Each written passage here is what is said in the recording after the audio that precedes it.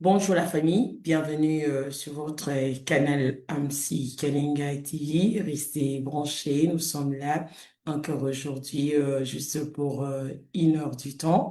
Donc, veuillez vous abonner sur notre page Facebook et sur notre page YouTube qui est AMSI Kalinga TV. Restez connectés et invitez aussi vos amis et venez, nous allons en apprendre ensemble et en discuter sur question de l'évangile.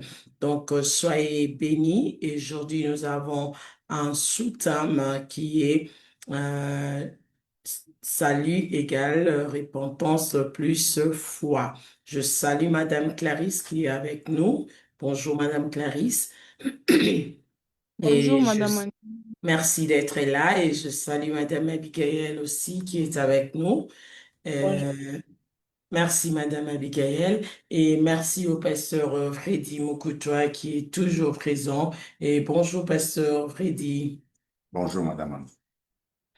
Parlez-nous de ces sous-thèmes qui est salut égale repentance plus la foi. À vous la parole. Merci beaucoup.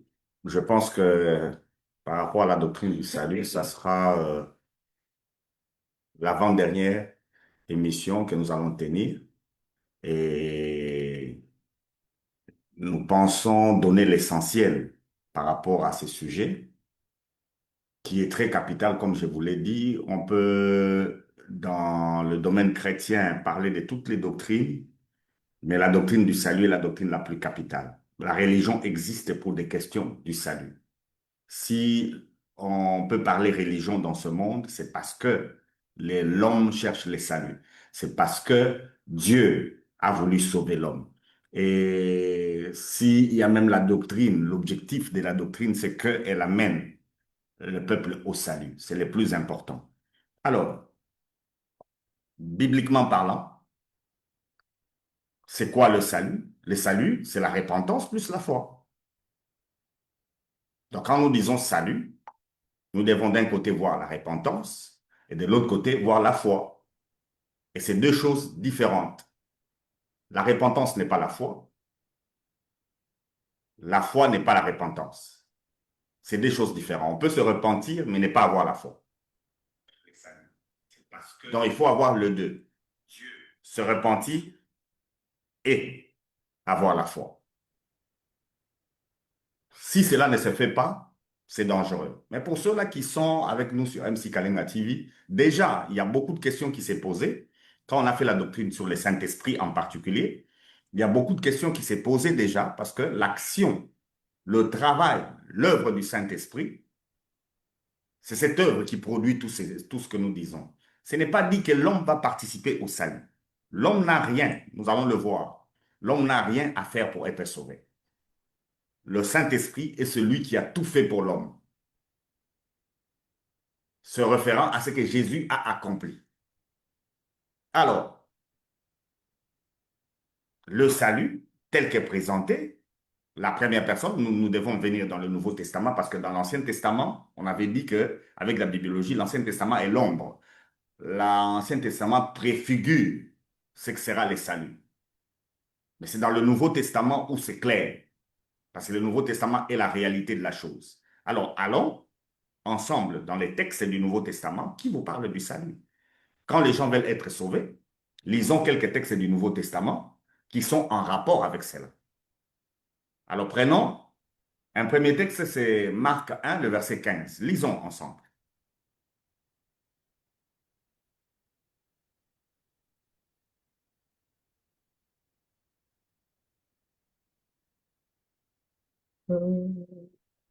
Marc Marc, 1, oui. verset 15, je lis. Il disait, le temps est accompli et le royaume de Dieu est proche. Répentez-vous et croyez à la bonne nouvelle. Il disait, il s'agit de Jean-Baptiste. Le royaume des cieux est proche. Repentez-vous et croyez à la bonne nouvelle. Les gens sont venus vers lui pour être sauvés. Les gens couraient vers lui pour être sauvés. Jean-Baptiste et Jésus a dit de lui que de tous ceux qui sont nés d'hommes, Il n'y a pas de plus grand que lui, Jean-Baptiste. Alors, cet homme-là apparaît avec un message. Ce message, c'est se repentir et croire. Mais la précision, c'est croire à la bonne nouvelle. C'est une bonne précision. Et il précise que le royaume de cieux est proche. Un autre concept qui nécessite aussi des explications. Qu'est-ce qui était proche? Et pour que le peuple se répande. Premier texte, ça c'est Jean-Baptiste. On prend un deuxième. Matthieu 4, verset 17.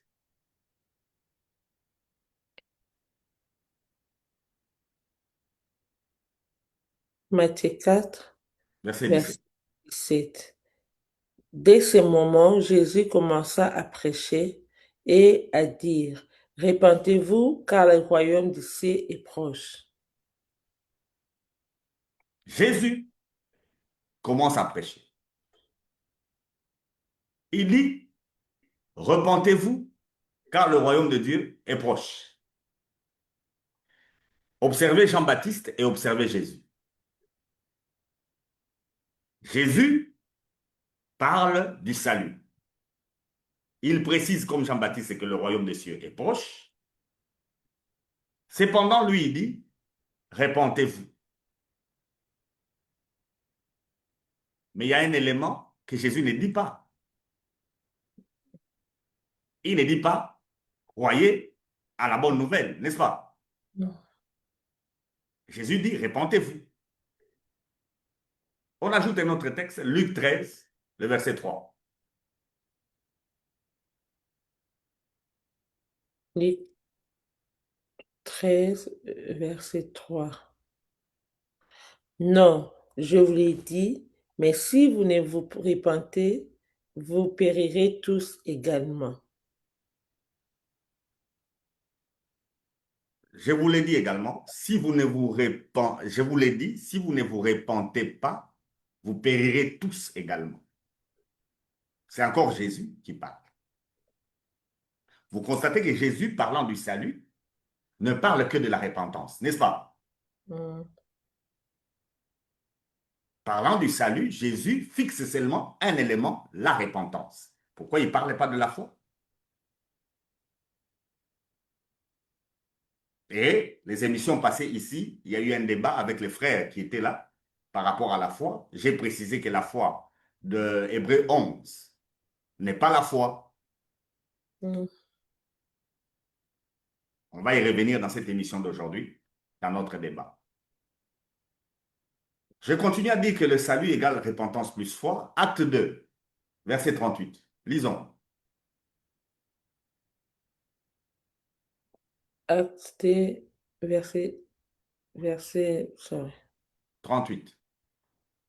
38.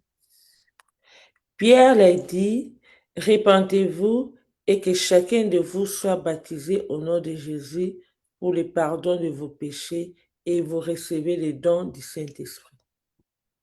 Là, maintenant, c'est l'apôtre Pierre qui arrive. Nous disons que le salut, c'est repentance plus foi. Mais qu'est-ce que l'apôtre Pierre dit à ceux-là qui se présentent devant lui le jour de la Pentecôte? On ne va pas revenir à ces gens-là. On avait dit par la parole de Dieu, ce sont des juifs pieux, n'est-ce pas? Mm. Ce sont des juifs pieux. Pierre est clair, il leur dit, repentez-vous. Et puis, Madame Abiga, reprenez les textes pour que tout le monde le suive bien. Pierre leur dit, répentez-vous et que chacun de vous soit baptisé au nom de Jésus-Christ pour le pardon de vos péchés et vous recevez les dons du Saint-Esprit.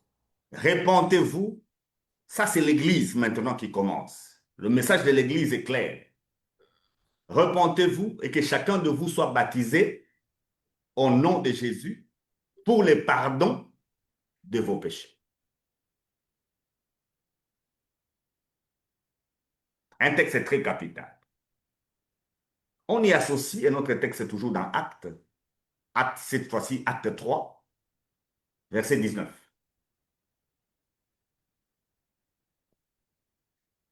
Répentez-vous donc et convertissez-vous pour que vos péchés soient effacés. Répentez-vous donc et convertissez-vous pour que vos péchés soient effacés. En d'autres termes, repentance plus conversion. Donc on peut se repentir sans être converti, n'est-ce pas? Yeah. Et nous avons bien vu avec Jean-Baptiste, c'est la repentance et la foi. Il faut croire. Et on va terminer avec l'apôtre de l'Église, l'apôtre Paul, acte 17.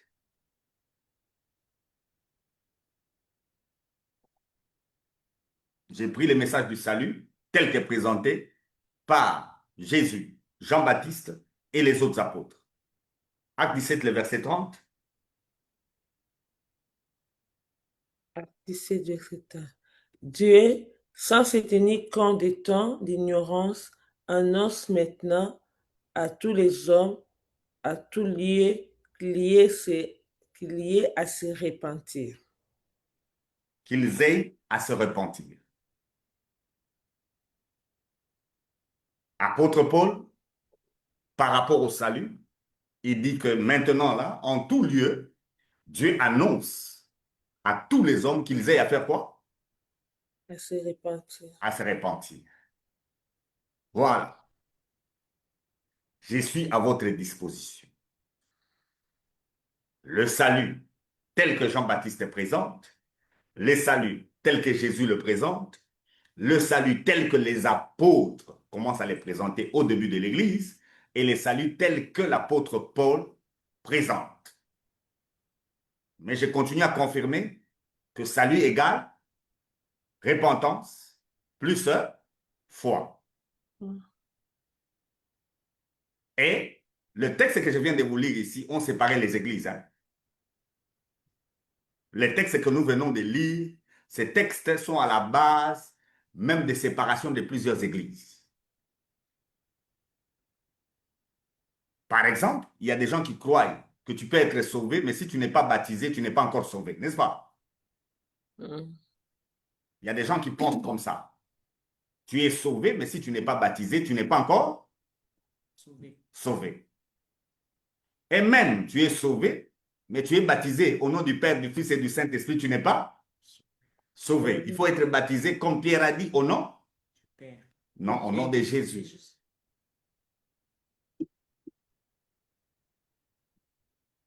Ce débat divise l'Église pour rien. Parce que les concepts ne sont pas bien expliqués aux gens. Et l'émission d'aujourd'hui peut nous aider à faire ce travail. Que Dieu vous bénisse, je suis à votre disposition.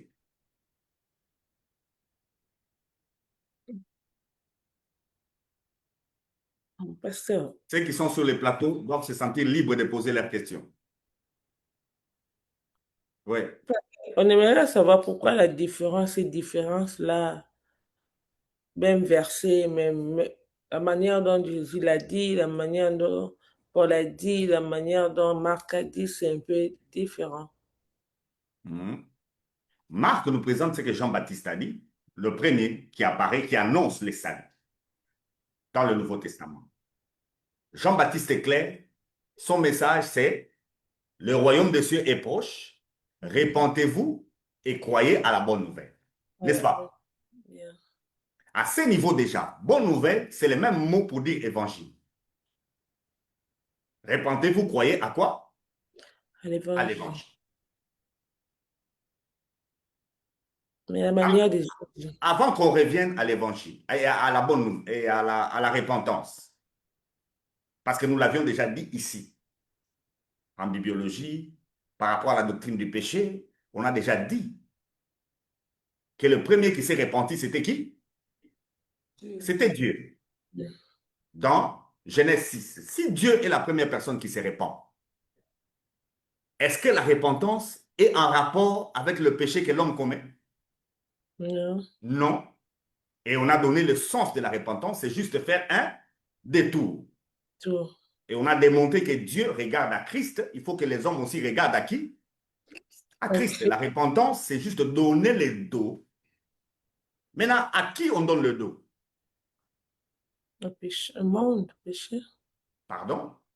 Au péché, Anthropologie biblique. À qui on donne le dos? Aux hommes. au, au Aux- diable. Ah bon? oui. Parlez pour que tout le monde À vous entende. l'homme. On donne le dos à l'homme. Dieu a regardé l'homme. Il a vu que l'homme sera toujours tourné vers le mal. Et il a donné le dos à l'homme, le premier Adam. Et Dieu a regardé à quel homme? Ah, Christ. Jésus-Christ, le dernier Adam. Et en clair, nous l'avions vu ici, le second Adam. C'est l'homme que Dieu regarde. Donc la repentance, c'est donner le dos au premier Adam. Or, le premier Adam a un corps du péché, n'est-ce pas? Yeah. Il est toujours tourné au mal. Au Donc il mal. faut donner le dos à cet homme-là. C'est ça, c'est repentir. Maintenant, il y a un élément qu'on nous a ajouté par l'apôtre Pierre. C'est que beaucoup de gens aiment la conversion. Dans le même message, le salut, c'est d'un côté la repentance et de l'autre côté la foi. Maintenant, à quoi on croit pour se convertir? On croit au baptême? Non. On croit à la confession? Mm-mm. C'est là qu'il y a un problème. C'est là que je suis avec vous, Madame Abigail. Non, on croit, mais on... Tous ces textes sont là pour nous aider. Ne parlez pas du salut en prenant un seul texte du salut. Je vous ai présenté plusieurs textes. Vous allez sentir que quand Jésus parle du salut, il n'utilise pas la deuxième partie que Jean-Baptiste a utilisée. Répentez-vous et croyez. Il ne dit pas ça. Lui, il se limite à faire quoi? on- Répentez-vous, c'est tout. Et les apôtres arrivent. Tous les apôtres se limitent à quoi? Répente. Répentez-vous. Pourquoi la question de la foi n'est plus traitée? Il n'y a que Jean-Baptiste qui a traité de cette question. Et Jean-Baptiste a précisé, croire à la bonne nouvelle. La bonne nouvelle, c'est l'évangile, n'est-ce pas? Mm. Avant qu'on évolue, pour que vous posiez bien vos questions, lisez-moi les textes encore de 1 Corinthiens 15. Lisez-moi ces textes-là clairement. 1 Corinthiens 15, verset 1er, pour qu'on n'aille pas trop loin, jusqu'au verset 5. 1 Corinthiens 15, le verset 1er.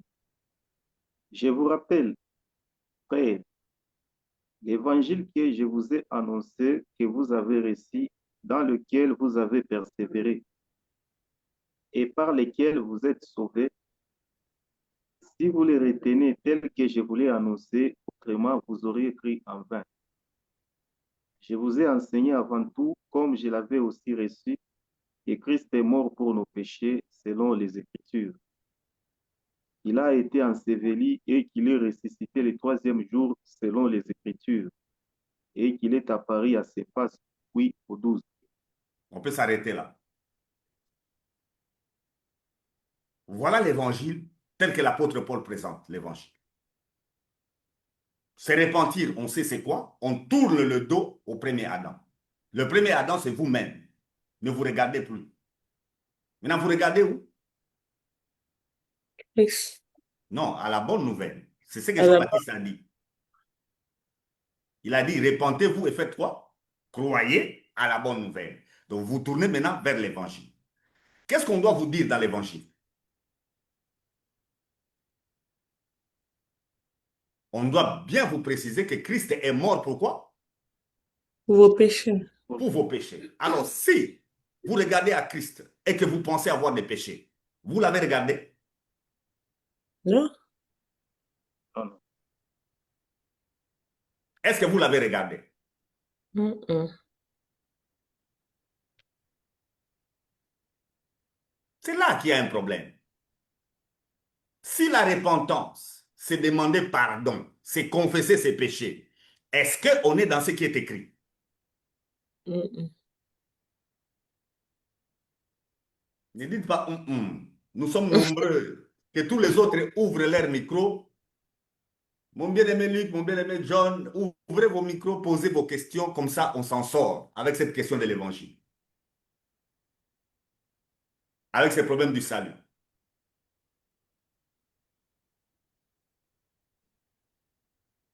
Arcel, tous, Clarisse, ouvrez vos micros, posez vos questions parce que c'est très capital la question du salut.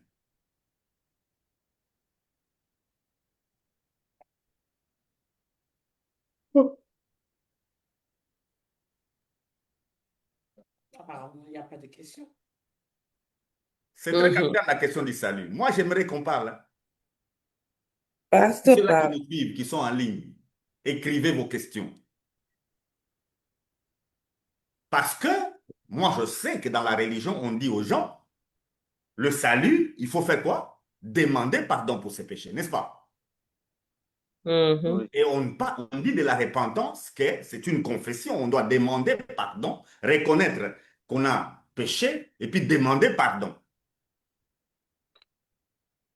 Comme la prière de notre Père que vous avez promis.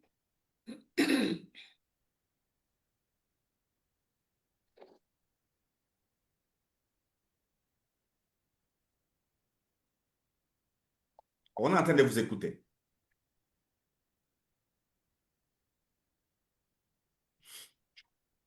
Il n'y a pas de question. Il Donc n'y a moi, je pas dois de... évoluer alors. Yeah. Ceux qui sont à la maison, aidez-nous à poser des questions parce que ceux qui sont avec moi ici se sont perdus. Non, nous avons compris. Oui. Madame Abigail, vous pouvez vérifier de trucs sur Facebook, s'il vous plaît. Il n'y a pas de question.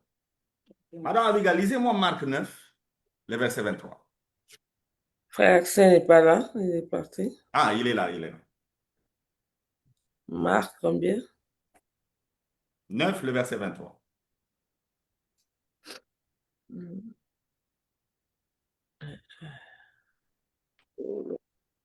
Jésus lui dit, si tu paies, tout est possible à celui qui croit.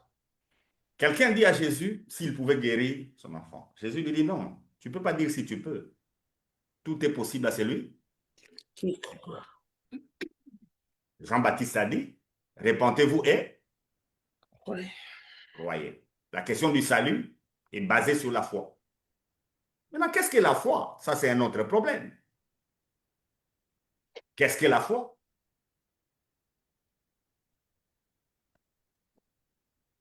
Romains 10, 17. Un texte qu'on a souvent utilisé ici.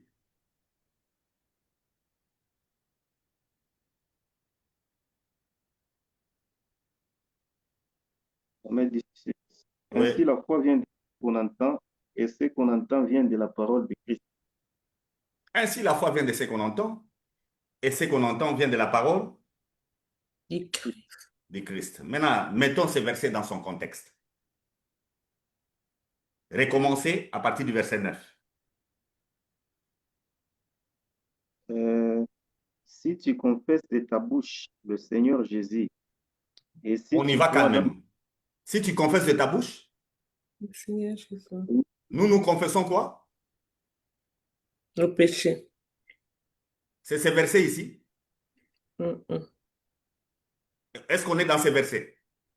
Non. non, Nous confessons les péchés, mais Paul dit, Si nous si tu confessons confesses de ta bouche le Seigneur, Jésus Jésus. On Christ. évolue.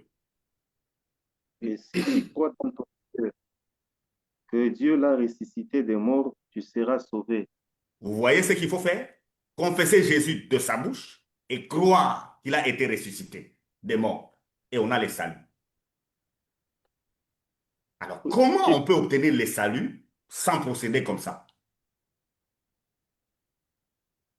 Comment on peut obtenir les saluts en procédant d'une manière différente de ce qui est écrit?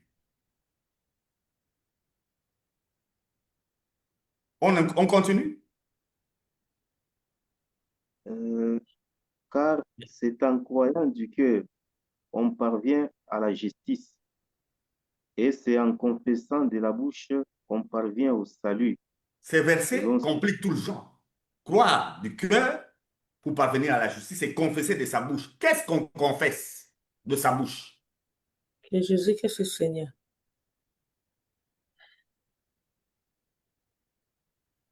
Qu'est-ce D'abord, qu'on confesse de sa bouche? je voudrais un peu savoir, si passe nouveau, c'est quoi la Oui. signification de ces termes confessés dans le contexte ici de Romains 10? C'est parler comme ça ou bien ça signifie autre chose? Oui, confesser, c'est proclamer de sa bouche, déclarer. Même si ce n'est pas dans sa bouche, mais le confesser de soi-même. Mais confesser qui? C'est la bonne nouvelle dont a parlé Jean-Baptiste, qui est l'évangile qu'on a cité. L'évangile a une implication. Si Jésus est mort, il y a une implication. Jésus est mort pourquoi? Pour le péché. C'est pour le péché. Est-ce que la question du péché peut être encore là pendant que Jésus est déjà mort? Non. Maintenant, qu'est-ce qu'on doit confesser? Que Jésus-Christ est Seigneur. On doit confesser qu'il est mort pour les péchés et qu'il est ressuscité pour notre justification. On n'est pas juste par les œuvres. On est juste parce que Jésus est ressuscité. C'est pourquoi l'émission prochaine, on va parler des implications et des conséquences du salut. Pasteur, il y a une question que frère Daniel a posée qu'on le salue en ce moment. Je pose ça parce qu'il a répété ça avant que vous avanciez. Il a dit, quelle est la différence entre la repentance avant et après les salis par la grâce, les secrets du pardon? Les gens qui ont vécu avant, ils se repentaient aussi. Quand ils sont venus chez Jean-Baptiste, ils sont venus chez Jean-Baptiste parce qu'ils ont reconnu qu'ils étaient pécheurs, ils ont fui vers lui. Mais qu'est-ce que Jean-Baptiste leur dit? Répentez-vous. Race de vipères qui vous a appris à faire quoi? À fuir À fuir la colère de Dieu, parce que c'est là où lui il était. Il pensait que la colère de Dieu était en train d'arriver, n'est-ce pas? Mais je vous ai dit dans l'émission passée, est-ce que Jésus manifeste la colère de Dieu? Jésus manifeste quoi? Amour. L'amour de Dieu. Jean-Baptiste était ignorant de cet aspect des choses. Et c'est ça, là où il demande aux gens de se repentir et de faire quoi? De croire à la bonne nouvelle. Pour lui, ils doivent se détourner de leurs péchés, n'est-ce pas? C'est ce que mon bien-aimé Daniel Légiste est en train de nous dire. Avant que Jésus ne vienne, l'homme devait se détourner de ses péchés. Mais la pratique, elle est claire. Nous l'avions vu l'émission passée. On est au tabernacle. Quand quelqu'un a péché, on lui a mis quelle idée? Il doit regarder où? Où est-ce qu'il doit regarder? Nous l'avions vu au tabernacle. Quand quelqu'un péchait au tabernacle, où est-ce qu'il devait regarder? Derrière l'animal. Il doit regarder à l'animal. Mon bien-aimé Luc nous demande de réexpliquer. Nous devons bien réexpliquer. Quand nous avons dit, c'est où le... Vous êtes libre de parler, hein? Vous pouvez prendre la parole, vous parlez, et comme ça tout le monde vous entend. Mais les messages, nous l'avions reçus. Pour avoir le salut, il faut confesser. C'est la question qu'il demande. Il veut que nous puissions réexpliquer. Et c'est le texte de Pierre. Pierre a dit, repentez-vous et puis convertissez-vous. N'est-ce pas? Pierre n'a pas dit croyez. Et Jésus, et Pierre, et Paul ne disent plus croyez. Ils ont une raison par laquelle ils ne disent plus croyez. C'est le texte des Romains 10 ici qui nous aide. Pour comprendre pourquoi eux, ils ne parlent plus de la question de la foi. C'est Romains 10 qui est en train de nous aider. D'où vient la foi? On ne peut plus parler de la foi s'il y a l'évangile. Est-ce que vous avez compris? Quand l'évangile est là, la question de la foi disparaît. C'est celle qui produit la foi. Voilà. Parce que si tu mets l'évangile va produire quoi? La foi. La foi est automatique face à l'évangile. On ne peut plus demander à quelqu'un de croire quand on lui a présenté l'évangile. Parce que l'évangile va produire quoi? la foi. La foi est automatique. Maintenant, quand nous disons confesser, il faut confesser la parole telle que la Bible nous dit. Mon bien-aimé, Ansel, reprenez pour notre bien-aimé Luc, verset 9. Si tu confesses de ta bouche le Seigneur Jésus, et si tu crois dans ton cœur que Dieu l'a ressuscité des morts, tu seras sauvé. Si tu confesses de ta Car bouche le Seigneur Jésus, tu ne confesses pas de ta bouche tes péchés pour être sauvé. Non, tu confesses le Seigneur Jésus. Parce que le texte clé ici, c'est Romains 10, 17. La foi vient de ce qu'on entend, et ce qu'on entend vient de la parole de Christ et non de la parole de Dieu. Il y a une version qui dit la parole de Dieu. Cette version-là embrouille les gens. La parole de Dieu, c'est la Bible depuis Genèse jusqu'à Apocalypse. Mais la parole de Christ, c'est l'évangile. Est-ce qu'on se comprend? Yes. La parole de Christ, c'est le message du salut qui est contenu dans la Bible. Mais la parole de Dieu, c'est les textes qui parlent de Genèse 1 à Apocalypse 22. Alors, toute la parole de Dieu n'est pas l'évangile. Mais dans la parole de Dieu, nous avons l'évangile. Maintenant, nous devons confesser quoi? L'évangile.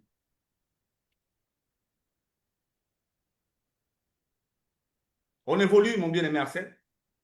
Je Oui, pense que vous avez lu ce que le frère vous a écrit, hein? oui, j'ai lu. Ok. il a envoyé le deuxième message apparemment. Oui, Il j'ai y a, lu. on a dit. Marc. Bon, il y a un verset, Marc 1,15. Oui, Il disait, le temps est accompli et le royaume de Dieu est proche. Répandez-vous et croyez à la bonne nouvelle. j'ai Un déjà peu lu. C'est pourquoi j'ai sur- dit à Arsène de continuer avec les textes pour répondre à ça. Ok. Car c'est en croyant du cœur qu'on parvient à la justice, et Mhm. c'est en confessant de la bouche qu'on parvient au salut, selon ce que dit l'Écriture. Quiconque croit en lui ne sera point confus.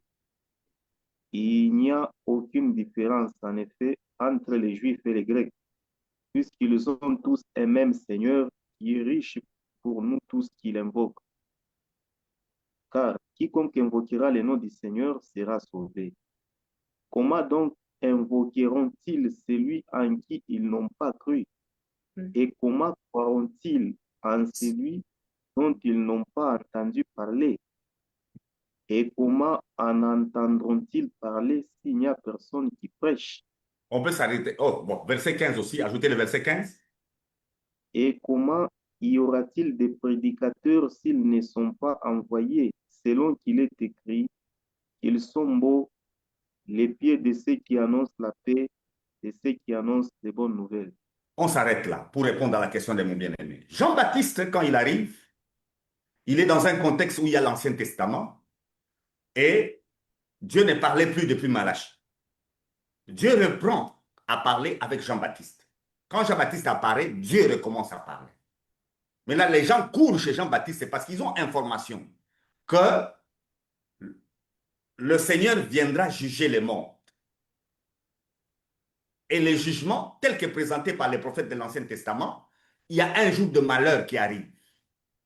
Alors, ils ont couru chez Jean-Baptiste en pensant que le jour du malheur est arrivé. Parce que Dieu avait promis qu'il ne jugera pas avant que Élie ne vienne. Et Jésus nous précise que Élie qui était venu, c'est qui? C'est Jean-Baptiste. Quel est le message de Jean-Baptiste? Lui, l'Élie qui a été promu. Son message, c'est pour être sauvé, qu'est-ce qu'il faut faire?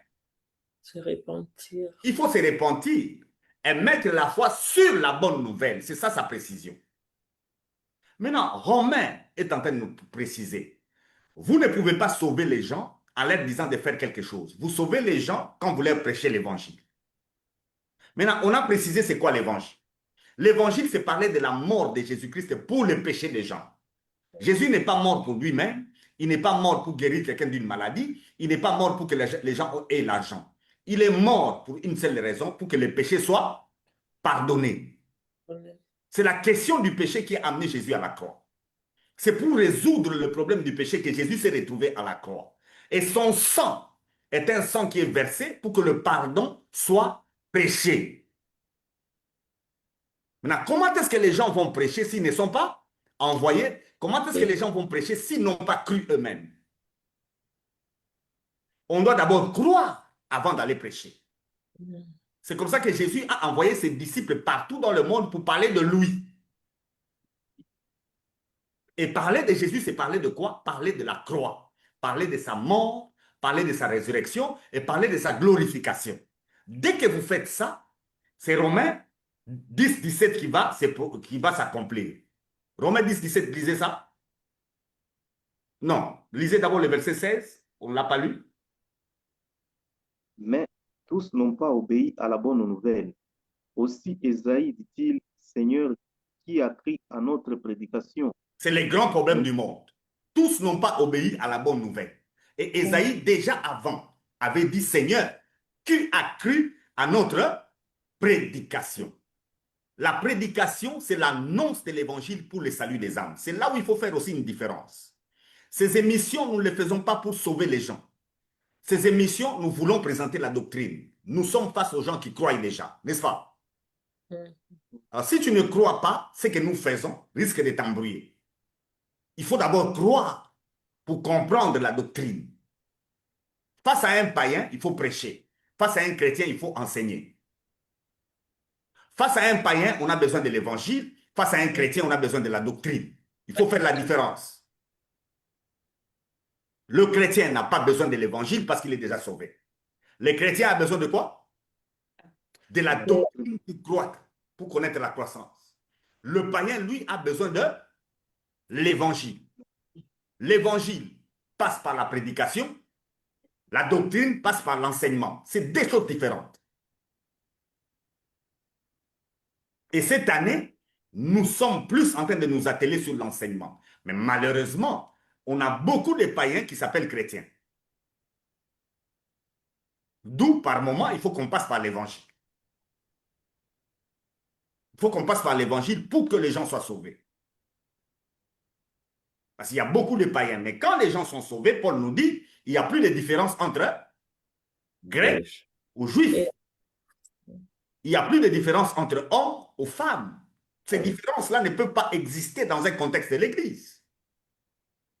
Quand il s'agit de Jésus, toutes les différences disparaissent. Mais malheureusement, nos églises aujourd'hui ont des différences. On a des différences de sexe, on a des différences de race, on a des différences à tous les niveaux. Et si vous voyez ces différences-là, sachez seulement que vous êtes face aux païens. Maintenant, comment les gens prêcheront-ils s'ils ne sont pas envoyés? Il faut être envoyé. Apôtre veut dire envoyé. Nous sommes ici sur l'enseignement des envoyés. Tous les envoyés disent la même chose. Paul l'a dit dans 1 Corinthiens 15. Il a reçu ça et il a transmis. Et il n'est pas le seul à avoir reçu. Même Pierre a aussi reçu.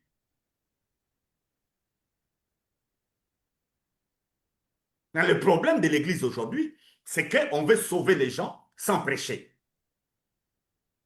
Et la prédication, c'est la prédication qui repose sur la croix de Jésus.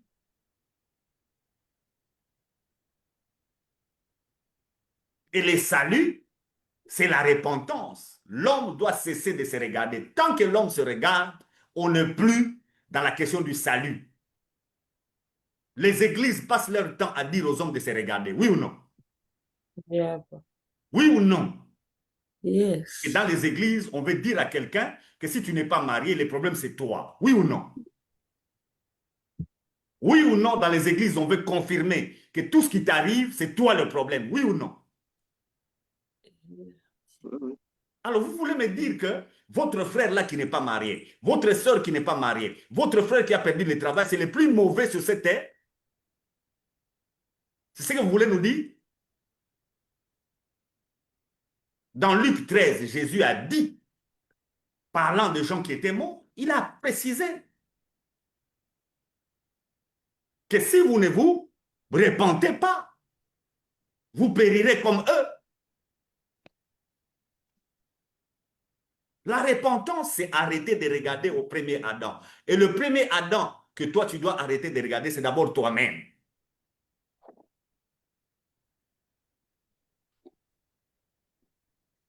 Le tout premier des premiers Adam que tu dois regarder, c'est qui? À qui tu dois tourner le dos? C'est toi-même. Tourne le dos de toi-même et tu vas expérimenter de grandes choses avec le Seigneur. Commençons par là. Ne viens pas me parler de tes erreurs et de tes péchés. Jésus est mort pour ça. Confesse ce que Jésus a fait et tu verras. Et le texte de Romains 10, 17, on peut le relire.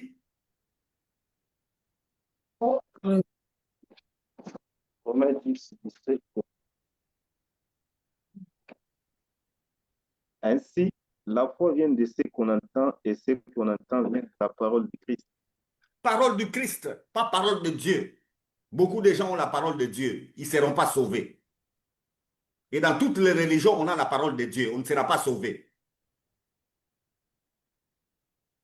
La parole de Dieu ne produit pas la foi. Elle peut faire de vous un bon religieux, mais vous n'aurez pas la foi.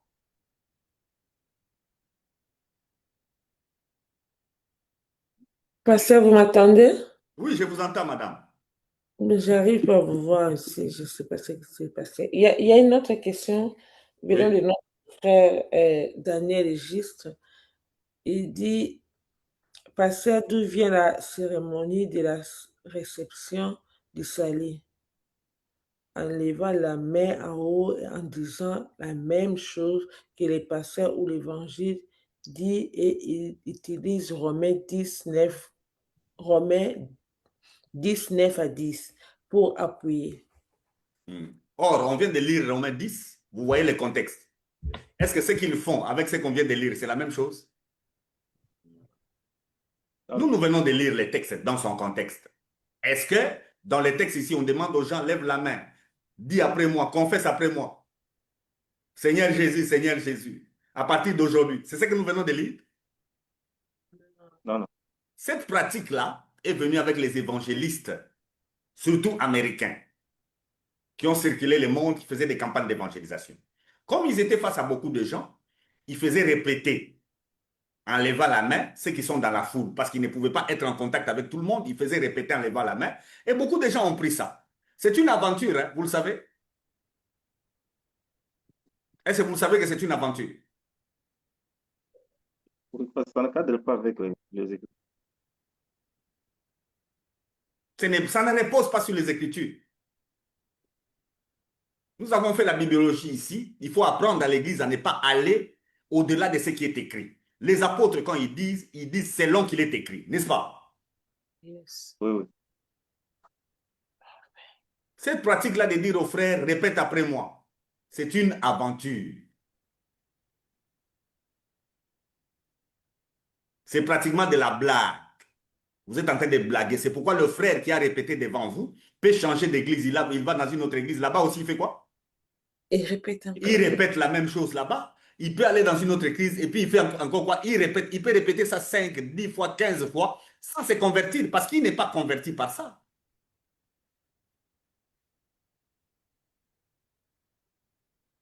Et quand on lui posera la question, vous êtes converti comment? Il va raconter des histoires.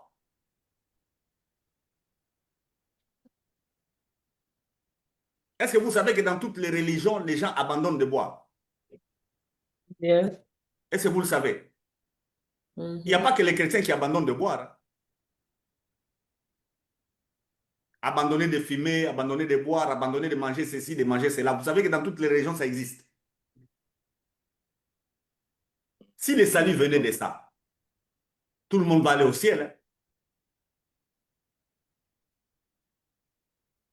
La parole de Christ, c'est celle-là qui sauve. Amen.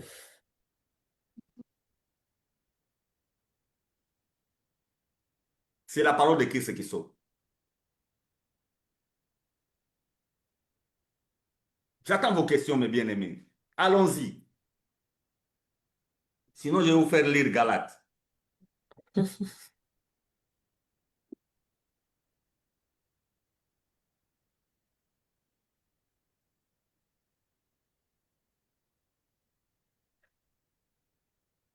Vous ne parlez pas? Allons-y dans Galates alors. Galates 3, commençons au verset 8 jusqu'à ce que je vais vous arrêter.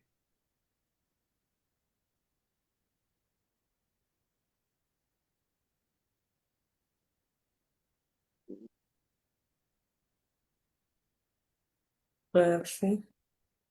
Galates 3, Galates commencez au verset 8. aussi, l'Écriture, prévoyant que Dieu justifierait les païens par la foi, a d'avance annoncé cette bonne nouvelle à Abraham. Toutes les nations seront bénies en toi. Donc, on est justifié, selon les Écritures, Abraham. par la foi. Oui. De sorte Maintenant, que quelqu'un ceux qui me qui- suit maintenant et que vous dites que vous êtes juste par vos œuvres, est-ce que c'est possible? Non. Ce n'est pas possible selon les Écritures. Depuis Abraham, on évolue. De sorte que ceux qui croient sont bénis avec Abraham les croyants.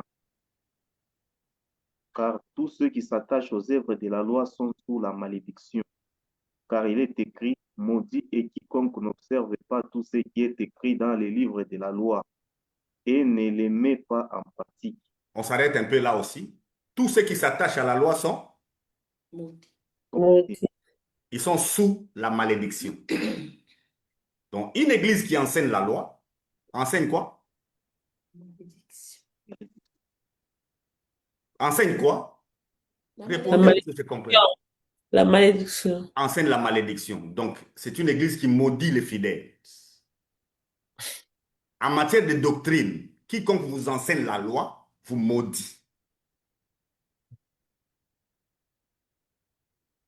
C'est l'écriture. Et cette écriture n'est pas une écriture de l'Ancien Testament. C'est une écriture du Nouveau Testament. Et puis, ce n'est pas l'évangile ni les actes des apôtres. C'est quoi? C'est une épître, c'est-à-dire c'est une explication. C'est une explication. Oui? C'est possible, étant donné que l'apôtre Paul, je pense, nous présente la loi comme étant ces pédagogues-là qui devaient nous conduire vers Oui, Dieu. lisez la suite. Lisez la suite, vous allez comprendre. Lisez. Ah oui. Et que nul ne soit justifié devant Dieu par la loi, cela est évident puisqu'il est dit, le juste vivra par la foi. Vous comprenez? Quand on est juste, on vit par la Par foi. la- C'est écrit depuis l'Ancien Testament. Ce verset se répète 4 fois dans la Bible. Dans toutes les parties de la Bible, on a dit que le juste vivra Par la par la foi. foi. Aucune œuvre quand vous êtes juste. On y va? Or, la loi ne procède pas de la foi, mais elle dit, celui qui mettra ces choses en pratique vivra par elle. Donc, on ne peut pas parler de la foi quand il s'agit de la loi. Sous la loi, la foi n'existe pas. Il faut pratiquer pour être sauvé. Le salut par la loi nécessite la pratique. OK? Oui. Verset 13. 13. Christ nous a rachetés de la malédiction de la loi, étant devenu malédiction pour nous, car il est écrit, maudit est quiconque est pendu au bois. On s'arrête encore là. Dans la loi, il y a un texte pour que tout le monde tombe dans la malédiction. Est-ce que vous avez compris? Dans la loi, il y a quelque chose qui fera que tout le monde va tomber. La preuve, Jésus qui a obéi à toute la loi, mais il y a une loi qui l'a attrapé. Laquelle? La bois, la croix. Maudit est quiconque est pendu au bois. Donc, Ouais. il a obéi à tout, mais il y a quelque chose qui l'a attrapé. Qu'est-ce qu'il a attrapé? C'est la malédiction. Parce que Maudit est quiconque est pendu au bois. ouais. Maintenant, comme il n'a pas péché et qu'on l'a placé au bois, il a été coincé. Il est devenu malédiction, oui ou non? Yeah. Oui. Il est devenu péché. Mais la bonne nouvelle, c'est laquelle? Comme lui a obéi à toute la loi, bien que la loi l'attrape, mais la loi elle-même s'est coincée. C'est là où vous êtes en train de parler. Parce que sous la loi, ne peut pas mourir c'est lui qui a mal agi. Qui meurt? Des substituts. Un substitut qui, lui, est innocent. Donc, la même loi s'est coincée à la croix. Parce que la loi qui suppose que doit mourir un innocent à la place des autres a été accomplie à la croix. Il est là, mon bien-aimé Arsène? Il est là, mais il a fermé son micro. Verset 14, afin que la bénédiction d'Abraham eût pour les païens son accomplissement en Jésus-Christ et que nous ressuscitions par la foi l'Esprit qui a été promis. Donc, la bénédiction d'Abraham s'accomplit quand Jésus est à la croix. C'est pourquoi il dit tout est accompli. Donc, mon bien-aimé Assel est en train de dire, la loi nous a été donnée comme un pédagogue. Ce n'est pas la loi que Jésus est arrivé à la croix. Oui ou non? Yes. Et les textes que je vous ai donnés la fois dernière, au désert, on a élevé les serpents d'airain. Pour que tous ceux qui vont les regarder ne périssent plus. Jésus a utilisé ça pour la prédication du salut. Quand il se retrouve à la croix, donc il nous dit, quand on se répand, où est-ce qu'il faut regarder? C'est de la croix. Dans les deux tours, tous on fixe maintenant la croix. Et c'est à la croix que nous avons le salut. OK?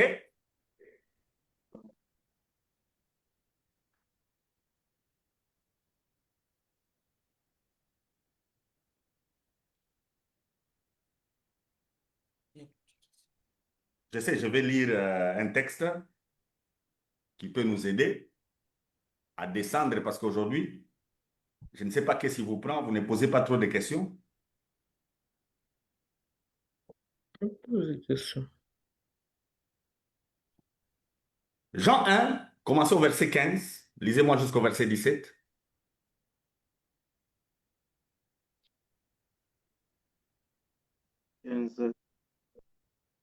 Jean lui a rendu témoignage et s'est écrié, c'est celui dont j'ai dit, celui qui vient après moi m'a précédé, car il était avant moi.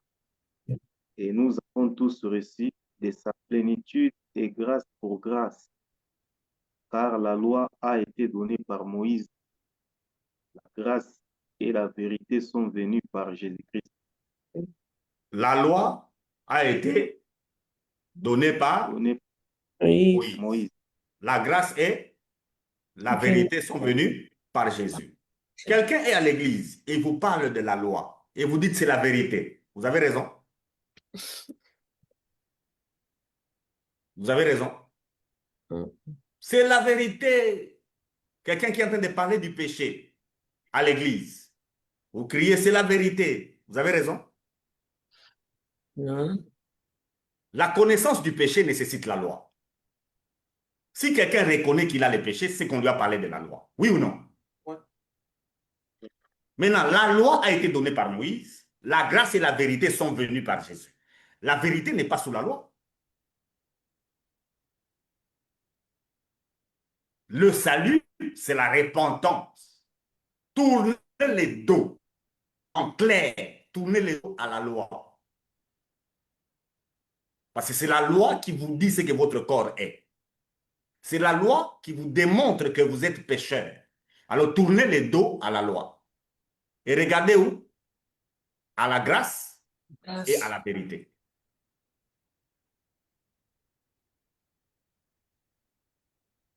Et la grâce et la vérité ne peuvent se regarder que en Jésus-Christ, un point, un trait. Et c'est ça le message du salut. Il n'est pas compliqué. Et je peux même vous donner une pratique de ce message. Quelqu'un a travaillé ce message. Et vous allez voir ce qui s'est passé. Prenons ensemble Actes des Apôtres. Observons.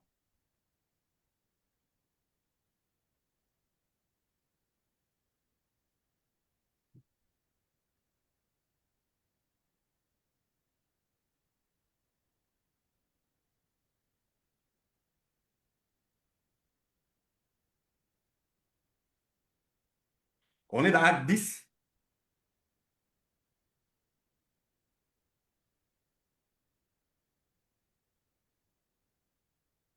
Commencez au verset 38. Les restes, lisez à la maison. Hein. C'est Pierre qui est dans la maison de Corneille.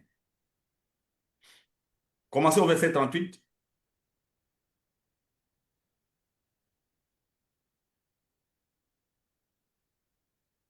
Assel est là. Il y a un frère saint. Ok, je vais lire alors.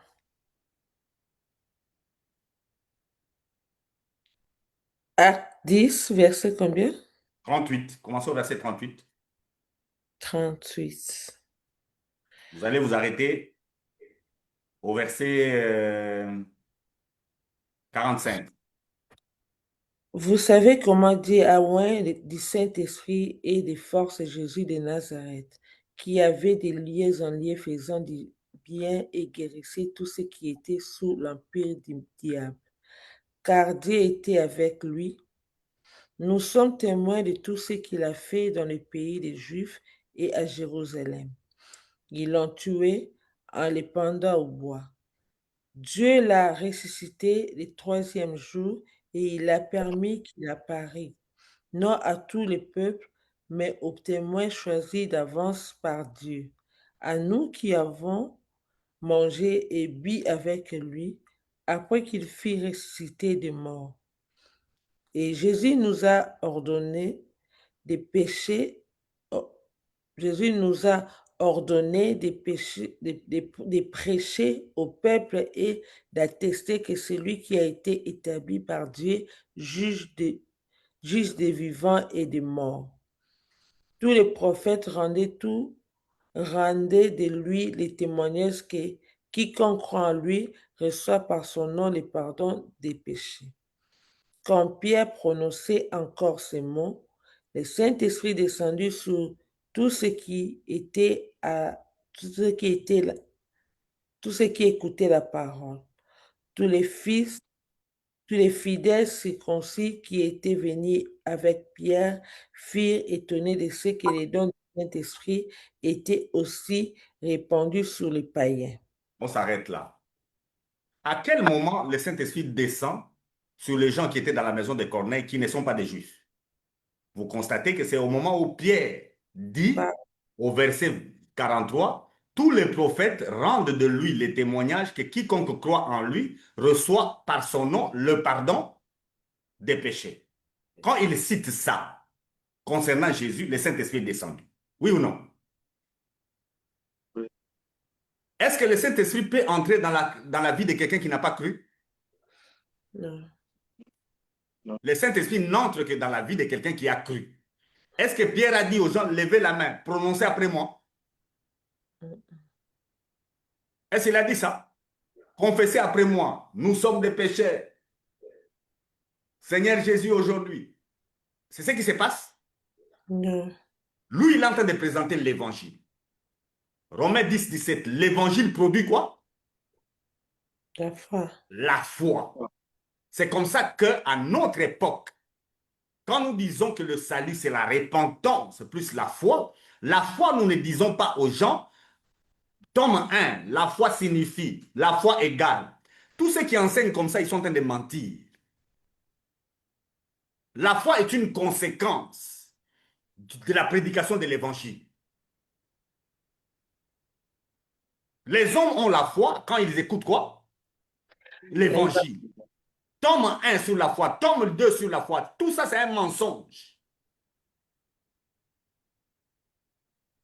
Tout ça n'est qu'un mensonge. La foi ne s'enseigne pas. La foi se constate. Elle est une conséquence de l'évangile. Passez par toutes les écoles où on vous enseigne la foi, vous n'aurez jamais la foi. D'ailleurs, celui qui a la foi, le plus souvent, il ne sait même pas qu'il a la foi. Est-ce que vous le savez? Ces gens-là qui étaient dans la maison de Corneille écoutent Pierre. Pierre a commencé à raconter des histoires. Prenez les textes de Acte 10. Commencez au début, vous allez voir les histoires que Pierre raconte. Pierre a embrouillé en train de raconter, vous savez que moi, un juif, je ne peux pas entrer dans la maison des païens. Tout ce qu'il disait là ne faisait rien sur la vie des gens. Jusqu'au moment où il est revenu à l'évangile. Quand il a commencé à parler de la croix, et qu'il a cité les pardons des péchés, les païens ont été convertis. Tout ce qu'il racontait avant là, ça n'avait aucun impact sur la vie des gens. Alors, éliminons du message du salut tous les contenus que nous avons ajoutés. C'est ce mélange-là détruit l'Église. Ce mélange-là fait de nous des religieux. Nous voulons sauver les païens. Parlons du pardon des péchés qui ne s'obtient que par la mort de Jésus-Christ à la croix de Golgotha. N'ayons pas honte de cela. Le problème de l'Église aujourd'hui, c'est que le message du salut n'est pas annoncé aux païens. Hum. Parce que notre frère Lick, je ne sais pas s'il est il est entré en retard parce que il a beaucoup de questions, mais il ne sait pas de quoi nous sommes en train de parler. Euh, Non, nous il était avons, entré en retard. C'est il y a- normal. Il est en train de revenir à plusieurs questions. Ça va se régler avec le temps. Et notre frère Daniel est juste dit, peut-on en savoir que comment peut-on savoir que quelqu'un est sauvé réellement? Ça, il pose la question et vous demande d'expliquer Hébreux 10, 39. Merci beaucoup. On commence par Hébreux 10, 39. Lisez-moi ça.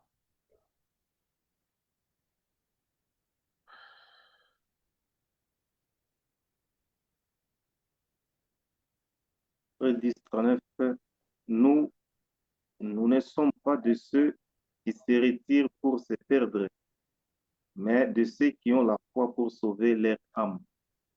Commençons au verset 38 pour que ce soit clair. Et mon juste vivra par la foi. Mais s'il se retire, mon âme ne prend pas plaisir en lui. Nous ne sommes pas de ceux qui se retirent pour se perdre, mais pour ceux qui ont la foi pour sauver leur âme. L'écrivain aux Hébreux, je vous ai expliqué son objectif. Il élevait Jésus au-dessus de toutes les pratiques du judaïsme à l'époque. Et il arrive à ce point où il dit clairement aux gens de ne pas abandonner leurs assemblées. Vous comprenez? Oui. Avec ce que lui a enseigné, nous allons passer prochainement à l'ecclésiologie et vous allez comprendre la question de l'Église. Quand on vous prêche l'Évangile, vous allez comprendre que l'Église, en tant qu'organisation, la religion n'a pas de force, n'a pas de poids, n'est-ce pas? Mm. Et que la religion ne sauve pas. Vous allez plus vous atteler et vous appliquer à la foi. Maintenant, il dit qu'il ne faut pas abandonner les assemblées. Maintenant, il dit que lui, l'écrivain aux Hébreux, il n'est pas de ceux-là qui se retirent. Il faut rester avec les autres. Comme on a la foi, on doit vivre aussi la communion fraternelle. Mais mon bien-aimé Daniel le Juste, on reviendra à cette question par rapport à la question de l'Église. Alors, comment reconnaître quelqu'un qui est sauvé? C'est par sa foi. C'est simple. C'est par sa foi. Qu'est-ce qu'il confesse?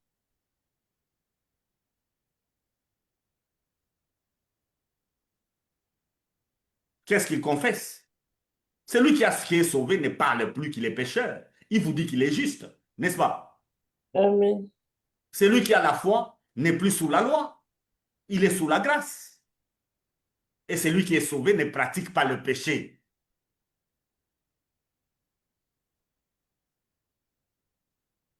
Parce que comment se fait-il? J'ai deux personnes qui m'étonnent.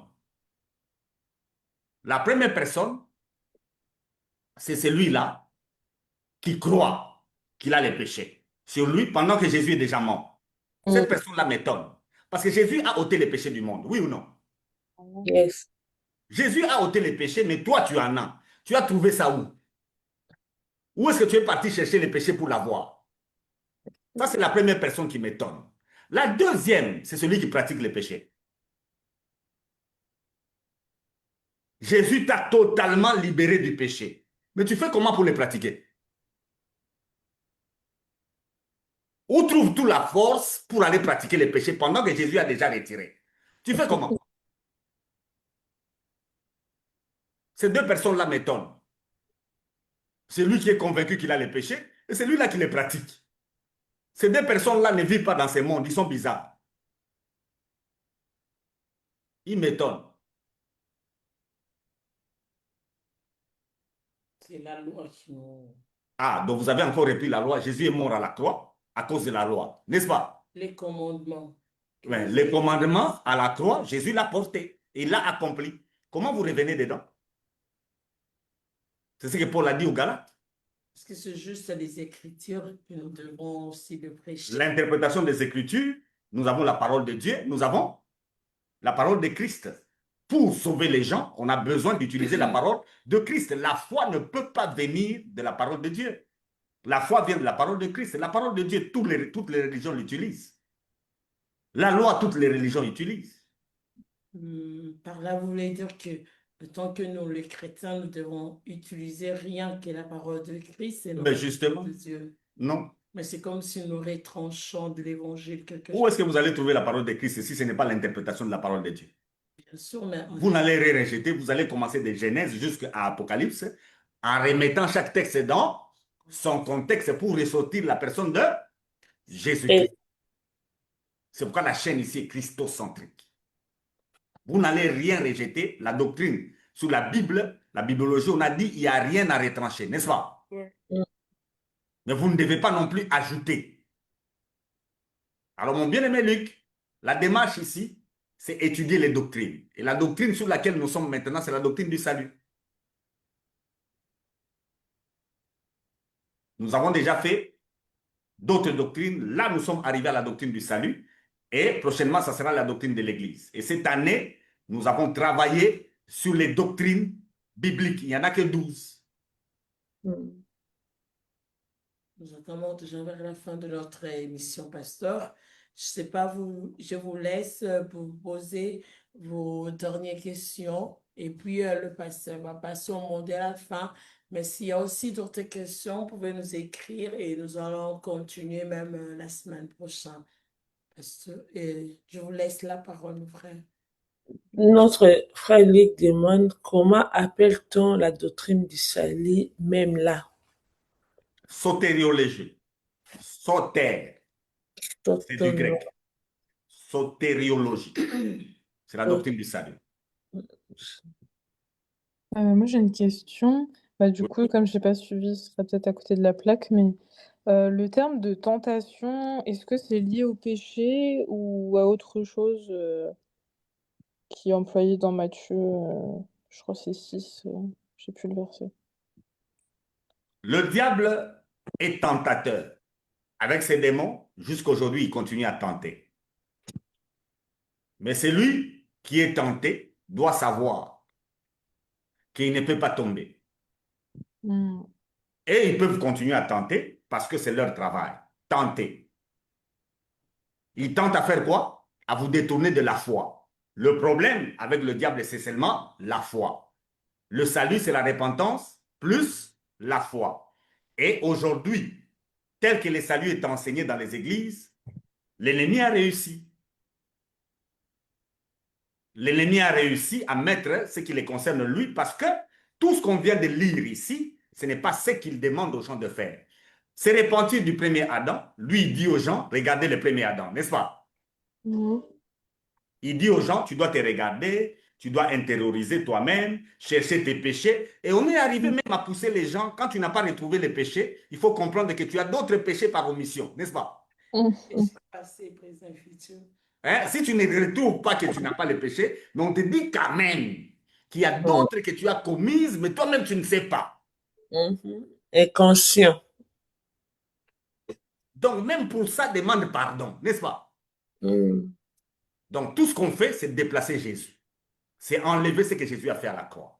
Jésus est mort pour le péché. Il n'est pas mort pour autre chose. Jésus n'est pas mort pour que quelqu'un se marie. Il est mort pour les péchés. Et la foi doit être focalisée sur ça. Amen. Quand Pierre a cité le pardon des péchés dans la maison de Corneille, qu'est-ce qui s'est passé? Le Saint-Esprit est entré dans les gens qui étaient là, sans que ces gens se lèvent et sans que ces gens commencent à confesser. Est-ce qu'on comprend? Est-ce qu'on comprend? Yeah. Donc, la question du salut, cette question-là, telle que nous la présentons dans nos églises, pose problème. C'est pourquoi on a beaucoup plus de païens que de chrétiens. Alors, Chadé, la tentation, tu dois savoir, les démons existent, donc la tentation est toujours là. Mhm. Mais celui qui est tenté ne peut pas tomber. Mhm. S'il tombe, c'est que, Mais il tombe de quoi? Ça veut dire quoi du coup? Si le péché, s'il n'y a plus le péché, tomber, ça veut dire quoi? c'est-à-dire, tu te détournes toi-même de la parole de Dieu. La parole de Dieu t'amène à la parole de Christ, oui ou non? Oui. Alors, si tu te détournes, c'est ça tomber. Hmm. Ok. Mais souvent quand on dit tomber, ça, enfin, par le sens qu'on lui donne, j'ai l'impression c'est bah, avoir des, comment dire, des actions mauvaises entre guillemets. Ah, C'est ce que j'entends, hein, après. Chadé, les gens qui sont dans Acte 2, à qui on a dit repentez-vous, tu sais c'était qui? Non. Des juifs pieux, Hmm. des gens qui ont la piété par rapport à la loi. Ils sont pieux, ils ne tombent pas. Mhm. Mais on leur dit de faire quoi? De se De se repentir. repentir. Parce qu'ils sont déjà tombés. Chez Corneille, tu sais qui est Corneille? Hmm. Corneille, c'est les gens des religieux.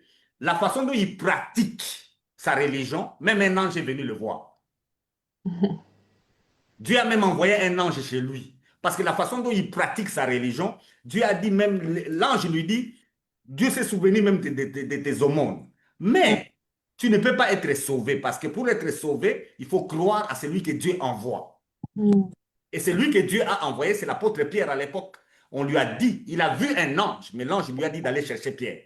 Est-ce que vous imaginez? C'est là où les hommes doivent comprendre leurs responsabilités dans la question du salut. Tant que vous ne prêchez pas, il n'y a pas de sauvé. Même si quelqu'un rencontrait Jésus maintenant, il ne sera pas sauvé. Il sera sauvé quand on lui prêchera. Et c'est vous qui devez prêcher. Paul a rencontré Jésus sur le chemin de Damas. Était-il sauvé? Non. Il n'a pas été sauvé. On lui a dit d'aller à Damas et on a envoyé Ananias. Oui ou non? Oui.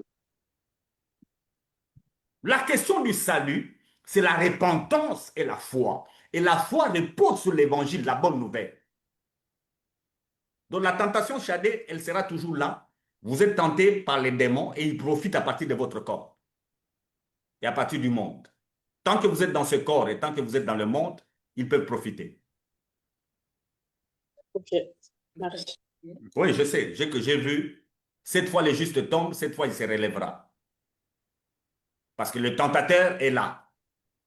Si tu es déjà sauvé, le tentateur peut te vaincre en une seconde. Est-ce que tu es perdu? Mhm. Est-ce que tu es perdu? Quand Non. on est juste, on ne périra plus. Amen. C'est ce que Jésus est en train de dire. Il utilise le chiffre 7, le chiffre de la perfection, pour dire, on peut tenter le juste à la perfection. Et à la perfection, il ne se perdra pas. Et c'est là où l'apôtre, par rapport au péché, on avait lu ici, l'apôtre Jean avait dit, nous branchons tous d'une manière ou d'une autre. Brancher ne signifie pas se retirer. Ah, Daniel le juste, Hébreu 10, nous ne sommes pas de ceux-là qui se retirent. Et parce que je pense que vous avez lu le message de notre frère Luc. Oui, c'est à ça que j'ai répondu. Et notre frère Daniel dit beaucoup de personnes marchent selon la vie. C'est pourquoi il parle toujours du péché où la Bible nous conseille de marcher selon la foi. Donc, Ah ben voilà, le juste vit par la la foi. Et la foi repose sur quoi?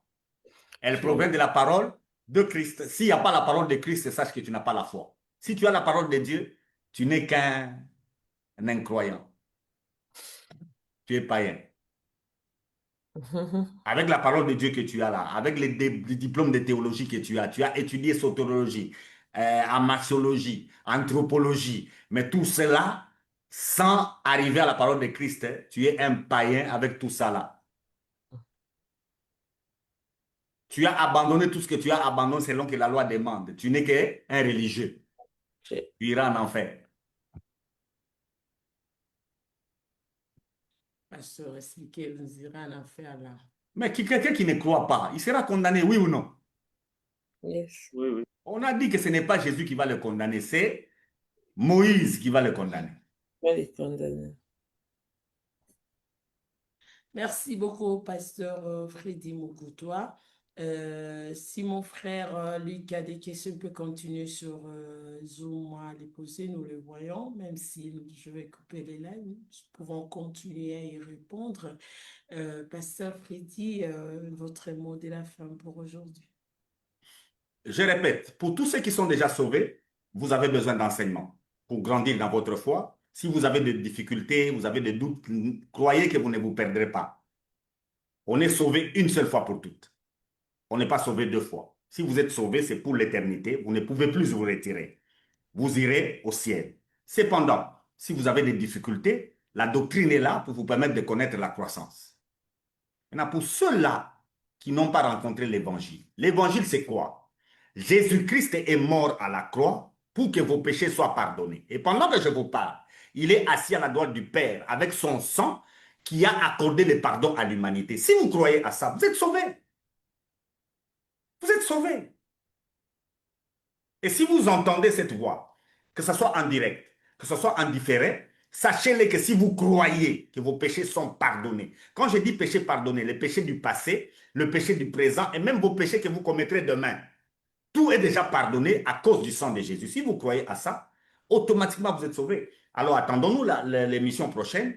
Je vais vous donner les implications du salut et les conséquences du salut.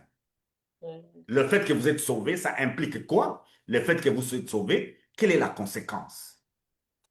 On va en parler dans l'émission prochaine et je crois qu'on s'arrêtera là avec la doctrine du salut pour passer à l'ecclésiologie, là où vous allez voir que la plupart des églises que nous avons sont des églises démoniaques, avec le nom de Jésus devant. Merci au pasteur Freddy Mukutoa. Merci à mon frère Arcel, mon frère Luc. Et ma sœur Chadé, ma sœur Abigail, ma sœur Clarisse, merci d'être là et merci à toute personne qui nous a suivis sur TikTok. Et abonnez-vous aussi. Si vous avez des questions aussi sur TikTok, n'hésitez pas à l'écrire. Et si vous voulez monter, écrivez-moi, juste faites-moi monter. Que Dieu vous bénisse. On se voit le jeudi à partir des 10h. Soyez bénis. On est ensemble, famille. À la prochaine. Bye bye. Bye.